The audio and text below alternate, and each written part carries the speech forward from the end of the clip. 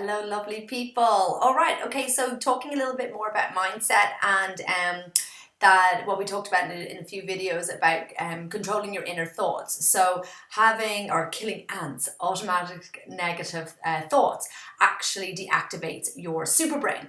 So one way that I've come across in the course I'm doing that you can control your inner thoughts is to just know that the amygdala, which is your fight and flight center, is constantly keeping you safe by taking in somewhere between 6 to 9 pieces of negative information for every one piece of positive information. So it's constantly on the lookout for things that are going wrong, things to be wary of, things to watch out for. So we pretty much, that seems like we're already hardwired to just constantly be focusing on what's going wrong. But there is a way to counterbalance this. Okay, so two things. Well, one is your gratitude list. So again, we're coming back to what is becoming so popular, which is expressing gratitude. So keeping a gratitude journal. Actually, I was having a really kind of off day today. Ended up, Oliver and I just had to get up and just go off for the morning. And when I came back, I was very anxious. I hadn't got my study done. I hadn't got my list of goals that I want to achieve for the day. And I found myself kind of getting into that mindset. So I was so grateful that I came across this piece of information, because then I went off and I did just some meaningless chores like the laundry and tidying up the morning dishes. But as I was doing them, I was like, I'm so thankful I have a washing machine that washes these clothes for me. I'm so glad I have a dishwasher to wash these dishes for me, so I could gradually get back on a positive train of thought again.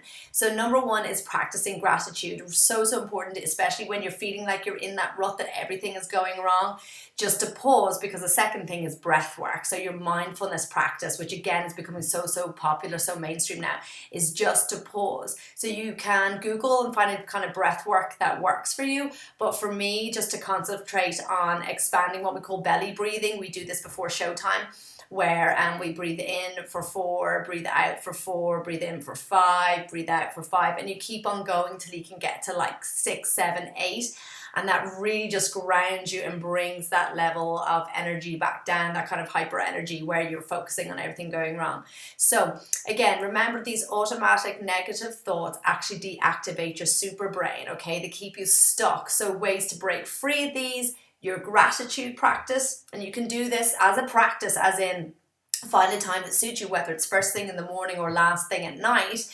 And actually, I know we can do it during the day in our heads as well, but that actual practice becoming like a habit stack is where it really creates value. And same with the breathing.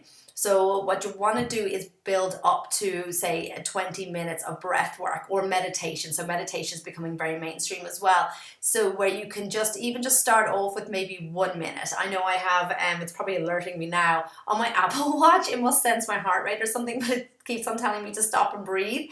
And it times a minute of breathing. And I actually, if I do it, it does actually change my state and brings you back into a calmer state.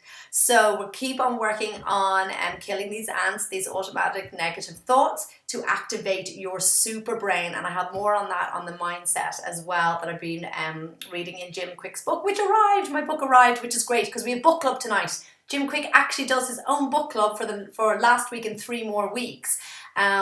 On his book, to make sure that we don't miss any points of it at all. Okay, so let's keep on killing those ants, those automatic negative thoughts, because we don't want to deactivate your super brain. We want to activate your limitlessness.